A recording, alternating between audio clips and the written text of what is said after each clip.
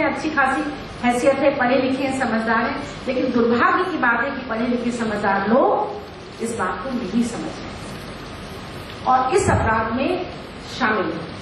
इसलिए जरूरी है कि आप जो पढ़े लिखे लड़के लड़कियां हैं, इस बात का बीड़ा उठाइए, इस बात का झंडा हाथ में लीजिए, मशाल हाथ में लीजिए कि समाज के अंदर हम इस तरह का जो भी अस्पताल काम कर रहा है, नर्सिंग होम काम कर रहा है, एप्रोप्रिएट अथॉरिटी बनी हुई है, हम उनको उसके बारे में खबर देंगे। परिवारों में जाकर के हम लोग ने बनाया कम्युनिटी वॉच ग्रुप। इसका मतलब क्या कि लोगों से बातचीत करके मानसिकता बदलती है जब सोच बदलता है। सोच बदलता है जब नया सोच आपके सामने आता है, और वो नया सोच ये है कि लड़का लड़की एक समान, दोनों का हो बराबर सम्मान। गलत कह रही हूं? लड़का लड़की एक समान, दोनों का हो बराबर सम्मान, मेरी बेटी मेरी शक्ति। माँ बाप को ये बात महसूस करनी पड़ेगी, और जब तक समाज में ये बात नहीं होगी तब तक हमारा समाज इसी तरह की विसंगति में फंसा रहेगा। और आने वाले समय में हमने कहा कि हम दुनिया के सामने एक अपराधी समाज की तरह नहीं, एक सम्मानजनक समाज की तरफ अपना सिर उठा करके चलना चाहते हैं, जो अभी तक चले हैं। ऐसा नहीं कि भारतीयों को कोई दबा पाया है, जब भी कितने भी हमलावर आए, कुछ भी हुआ, कितने लोगों ने भी हम लोगों को गुलाम बनाने की कोशिश की, लेकिन भारतीय आजाद खड़े हैं। खड़े कि नहीं? गांधी जी ने हम लोग को वो ताकत दी जिससे कि हम आजाद खड़े हैं। पर गांधी जी ने कहा था कि औरत और मर्द की मानसिक ताकत बराबर है। ये अवसर नहीं मिला है औरतों को कि वो कुछ करके दिखा सके। इसलिए उस बात को ध्यान रखते हुए, उस गांधी जी के वचन को ध्यान रखते हुए हम लोगों को ये बात स्वीकार करनी पड़ेगी कि इस विश्व योग केंद्र में जो हम लोगों ने आज फैसला किया, जो भी जिस तरह की बातचीत होगी, फिर से मैं आप सब लोगों का स्वागत करती हूँ।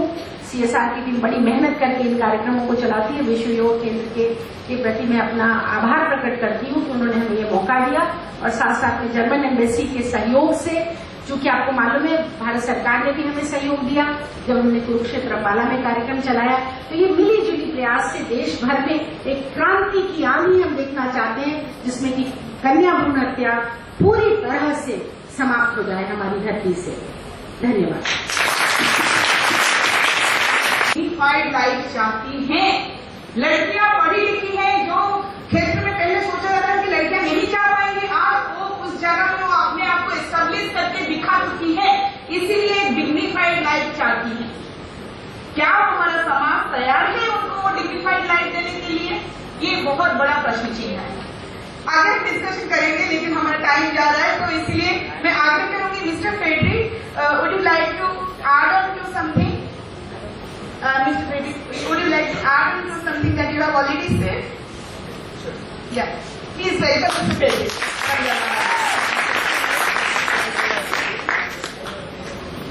Well, first of all, once again, thank you very much for having me here today as a representative of the German Embassy. Ambassador Steiner, he sends his greetings to all of you, and he's also very thankful not only for the invitation on the side of the CSR and Dr. Kumari, but also to the host of today's event at the International Youth Center. Thank you very much for having us here today. And of course, last but not least, thank you very much to all of you for attending today's event. Well, the German Embassy has been cooperating with the CSR not only on this project, but there has been cooperation ever since 2010. The first project that was done in cooperation with Dr. Kumari was a project on the promotion of women's rights through counseling, capacity building and networking that was done in 2010. And last year, for the first time, there was a cooperation project with the Meri Shakti, Meri Biti project that took place in the south and the west of Delhi. So this year it is a privilege for us, for the embassy, and it also shows the good work that has come out through the last years, that the project has now expanded and is now covering entire Delhi. Why is the German embassy cooperating on this topic with the local cooperation with the Central of Social Research?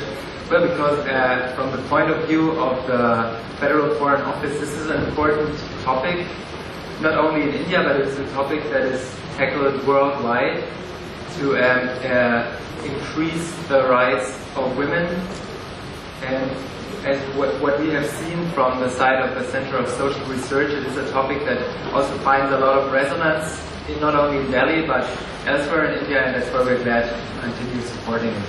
Thank you very much. I hope this will be a fruitful day for all of us. Thank you. जिसमें भाग ले रहे हैं debate में या फिर poster competition में, उनको हार्दिक अभिनंदन देना चाहूंगा और यही कहना चाहूंगा कि ये जो टॉपिक है, जो सोशल इश्यू है, भ्रूण हत्या, उस तरह के कई अलग अलग इश्यू हैं जो हम सबको मिलके हमारे देश से बिल्कुल दूर करने हैं।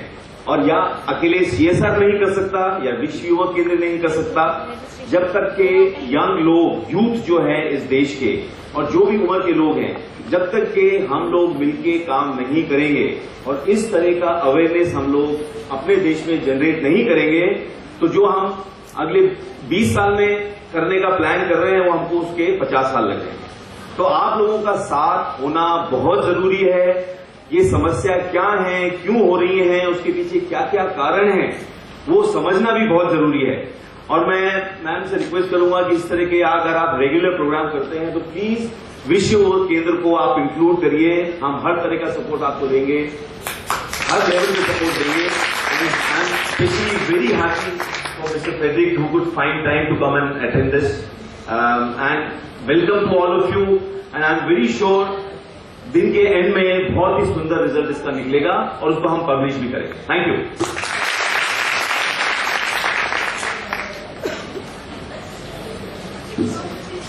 बहुत जिसमें भाग ले रहे हैं डिबेट में या फिर पोस्टर कंपटीशन में, उनको हार्दिक अभिनंदन देना चाहूंगा और यही कहना चाहूंगा कि ये जो टॉपिक है, जो सोशल इश्यू है, भ्रूण हत्या, उस तरह के कई अलग अलग इश्यू हैं जो हम सबको मिलके हमारे देश से बिल्कुल दूर करने हैं। और या अकेले सीएसआर नहीं कर सकता या विश्व युवा केंद्र नहीं कर सकता, जब तक के यंग लोग, यूथ जो है इस देश के और जो भी उम्र के लोग हैं, जब तक के हम लोग मिलके काम नहीं करेंगे और इस तरह का अवेयरनेस हम लोग अपने देश में जनरेट नहीं करेंगे, तो जो हम अगले 20 साल में करने का प्लान कर रहे हैं वो हमको उसके 50 साल लग जाएंगे। तो आप लोगों का साथ होना बहुत जरूरी है। ये समस्या क्या है, क्यों हो रही है, उसके पीछे क्या क्या कारण है, वो समझना भी बहुत जरूरी है। और मैं मैम से रिक्वेस्ट करूंगा कि इस तरह के अगर आप रेगुलर प्रोग्राम करते हैं तो प्लीज विश्व युवा केंद्र को आप इंक्लूड करिए। हम हर तरह का सपोर्ट आपको देंगे, हर लेवल पे सपोर्ट देंगे। I am specially very happy for mister Frederick who could find time to come and attend this, and welcome to all of you, and I am very sure दिन के and में बहुत ही सुंदर result इसका निकलेगा और उसको हम पब्लिश भी करेंगे। Thank you.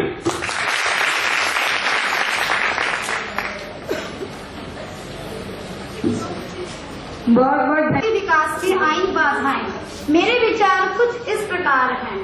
लिंग अनुपात यानी सेक्स रेशियो का मतलब है महिला पुरुष अनुपात, अर्थात 1000 पुरुषों पर कितनी महिलाएं हैं। सन 1901 में भारत में 901 प्रति 1000 पुरुषों पर 931 महिलाएं थी और जो आज घटकर मैं अपना विचार दोबारा से बोलना चाहूंगी। सन 1901 में प्रति 1000 पुरुषों पर 975 महिलाएं थी, जो आज घटकर 931 हो गई हैं। ऐसा क्यों हो रहा है? क्या आप सभी ने कभी विचार किया है? साथियों, मैं आपको बताऊं, 0 से 6 वर्ष के आयु वर्ष में लड़कियां केवल 914 ही हैं। दिल्ली, पंजाब, हरियाणा जैसे स्थानों पर तो औरतों को खरीद कर लाना पड़ता है। क्या वे कोई वस्तु है जिन्हें हम खरीद रहे हैं? साथियों, मैं आपसे इतना ही कहना चाहूंगी, लड़कियों को बोझ समझकर उनका अपमान ना करें, बल्कि उनके स्वप्नों को अपना स्वप्न समझकर उनकी सहायता करें। हर बेटी शीला दीक्षित, सानिया नेहवाल आदि जैसी बन सकती हैं अगर हम उनके सपनों को अपना स्वप्न बना लें। भारत का ही एक उदाहरण ले लीजिए, केरल राज्य में 1000 से भी ऊपर महिलाएं हैं।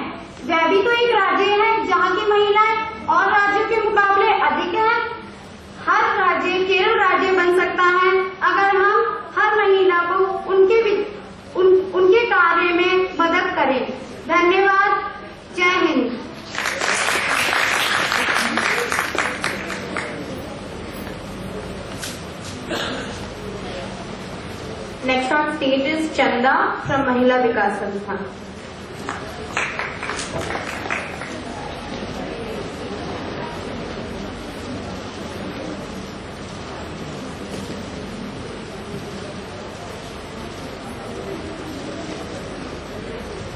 आदरणीय निर्णायकगण, अतिथिगण एवं मेरे प्रिय साथियों, मेरा नाम चंदा है, महिला विकास केंद्र से आई हूँ। हमारा आज का विषय है समाज में बेटियां भी उतनी जरूरी है जितने की बेटे, जिस पर मैं अपने विचार प्रकट करने जा रही हूँ। आजकल के समय में महिलाओं को जितना सम्मान मिलना चाहिए उतना नहीं मिल पा रहा है। कई जगह आज भी औरतों को दबा कर रखा जाता है, उन्हें अपनी बात प्रकट करने का मौका नहीं मिलता। समाज में बेटियों के लिए कितनी सारी सुविधाएं उपलब्ध करा रखी हैं, लेकिन कुछ जगह आज भी वो उनसे वंचित हैं। जिस प्रकार उन्हें वोट देने का अधिकार है लेकिन वो वोट नहीं दे पाती हैं। स्वतंत्र रूप से अपनी बात प्रकट करने का अधिकार है लेकिन वो भी नहीं कर पाती हैं। स्वतंत्र रूप से अपना कहीं आना जाना भी वो तय नहीं कर पाती हैं, उनके माँ बाप भी ये सब तय करते हैं। कई जगह आज भी बेटियों को बोझ समझा जाता है। शायद ऐसी ही सोच वाले लोग भ्रूण हत्या जैसा घिनौना काम करते हैं। वो ये नहीं सोचते कि उसमें उस मासूम जान की क्या गलती है कि वो एक लड़की है। वही लड़की जो कल जाकर कल्पना चावला, सुषमा स्वराज, ममता बनर्जी, साइना नेहवाल जितना नाम कमा सकती है और अपने माँ बाप का सर गर्व से ऊंचा कर सकती है। आजकल के समाज में बेटियां शादी से पूर्व और शादी के पश्चात भी अपने माँ बाप का सहारा बनती है, बल्कि बेटे अपने बूढ़े माँ बाप का साथ छोड़ देते हैं। लेकिन वो बेटियां ही होती हैं जो उनका सहारा हर वक्त बनी रहती है, एक बहू के रूप में, एक बेटी के रूप में, एक माँ के रूप में। औरत एक ऐसी मूर्ति है जिसको हर रूप में ढाला जा सकता है। बेटियां बेटों के मुकाबले हर चीज में अच्छी हैं, बल्कि उनसे कई गुना अच्छी भी हैं। अंत में इतना ही कहूंगी कि बेटों की जरूरत है समाज में, लेकिन बेटियों की भी उतनी ही जरूरत है। लास्ट में इतना ही कहूंगी, सोच समझकर आदमी सच लेना पहचान, बेटे से बेहतर सदा बेटी देती मान। Thank you.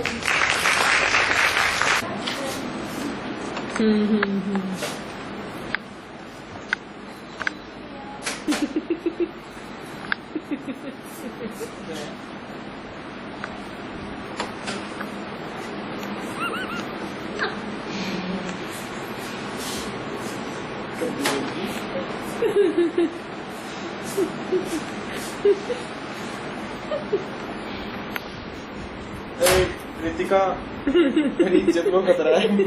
प्लीज इसको लेके जा। ये मेरा एमएमएस बना रही है। इस एमएमएस तो कोई बात नहीं, किसी के साथ बना रही तो अलग बात। अभी एकदम लोग जोड़ दूंगी ना ऐड कर करके। करना भी पड़ेगा उन्हें एमएमएस के लिए। कोई नहीं, शक्ल में ऑन चिपका दूंगी मैं, ऑलरेडी लोग कर रहे होंगे। शक्ल से मतलब है, इनको थोड़ा पता है आज इन्होंने यही शर्ट पहनी थी।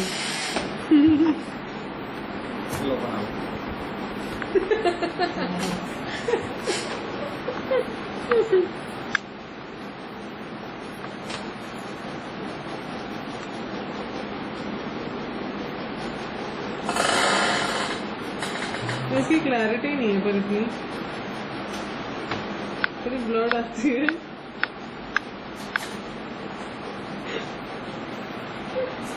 हटा लो यार, शर्म आ रही है। बेशरम को शर्म कब से आया दीदी यार, बीच में घंटा कर सर बुलाना। टाइम हो गया, कुछ काम कर लेंगे। वीडियो तुम्हारा मैं डाउनलोडिंग पे लगा दिया है, होगा तब होगा, ठीक है? तो कर लो। मुझे तो लगता नहीं होगा सर। 8 kbps की जो स्पीड आ रही है। क्यों अनलिमिटेड इंटरनेट नहीं है आपके पास?